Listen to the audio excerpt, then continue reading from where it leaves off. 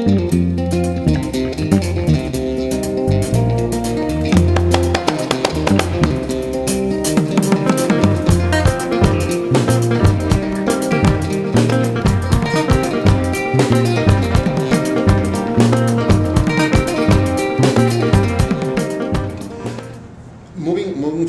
from personal branding and from celebrities and going more into marketing, into the marketing aspect of our conversation, what would you say are the key challenges that us as marketers are going to face in the immediate future regarding advertising, marketing, and communication overall?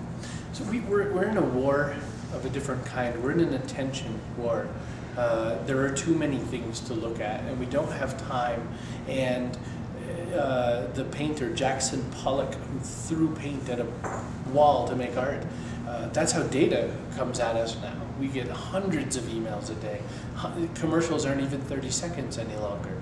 The cuts inside of a frame on television is 200 versus 40 in the old days. And in this space, we have an attention problem.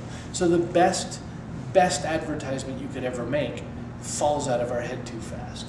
We want more from our advertisements. We want them to be very real. People are building advertisements to get awards and not to connect. And I want us to go back to David Ogilvy. I want us to go back to 1960 and reset and say, this isn't about popularity, this is communication. And you know, the customer is not a moron, she's your wife. And I think that we can pick this up again because these new business communication tools, things like the web that are giving us Twitter and Facebook and all of these other new interactivities, are giving us a chance to talk much more in two-way. And we all know, and it's horrible to say this during an interview, listening to someone is not nearly as fun as talking with someone. So I think that advertising has to become a conversation, and that's so 2 years Joe Jaffe ago, but you know, it's still true without the accent. And with that in mind, again, I agree with you again. The thing is, in order for the marketing professionals to understand that,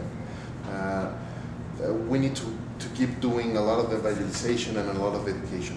And something that I've commented before precisely with Joe Jaffe and with Mitch even, it's that the incredible need for educating the market. Yes. There are not only marketers but consumers as well. We need to educate the entire market, advertisers, advertising professionals, and of course consumers. What would you say are the key issues that we should focus that education on?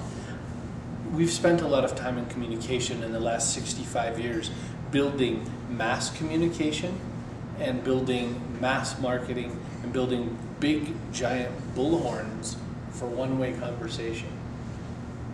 It's a new age. It is time to listen.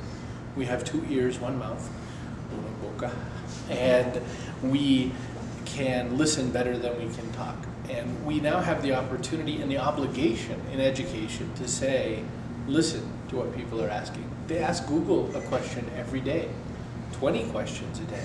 Where can I find? How do I? Who makes the best? But now our networks are asking these questions. It's a reputation game. If I say, where should I stay in New York? My friends told me the Roger Smith Hotel. So I went there and I had a wonderful time and they treated me wonderfully because they listened and they listened to people socially.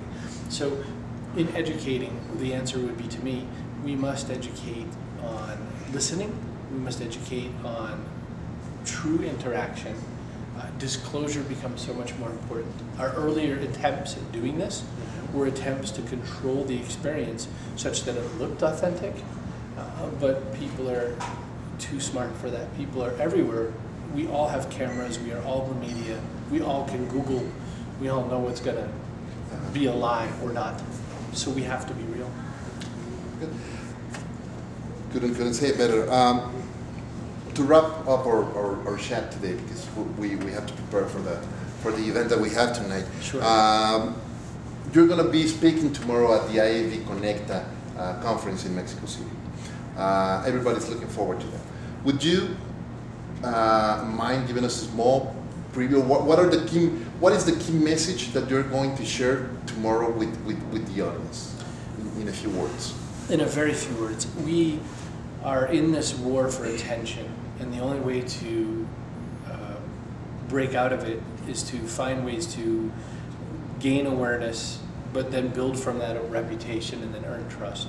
I think that at the end of this whole equation right now, we need to trust people, we need to believe. When I asked people, what should I do in Mexico City, many of my answers back weren't trusted. They were immediately discounted because these people had never been. They were reading the news, they were reading what the web said. That's not, I need someone in Mexico to tell me. So tomorrow I'll walk through sort of the landscape of what's broken, some ideas on what might fix it, and I will work on explaining my idea of the recipe for how humans can become human again on the web. Wow, perfect. Well, thank you, Chris. I really appreciate you taking the time to share your insights with us. I know that the people who are going to watch this interview are going to be thrilled about it and just learning from you. So thank you very much, and thank you for keeping for all the information and insights that you share also in Twitter and in social media. So we really appreciate it. Thank you very much. Thank you. Y bueno, ahí lo tienen. Muchísimas gracias, amigos. Recuerden, pueden seguir a Chris Brogan por Twitter. Su nickname es @ChrisBrogan, y también pueden visitar su blog chrisbrogan.com.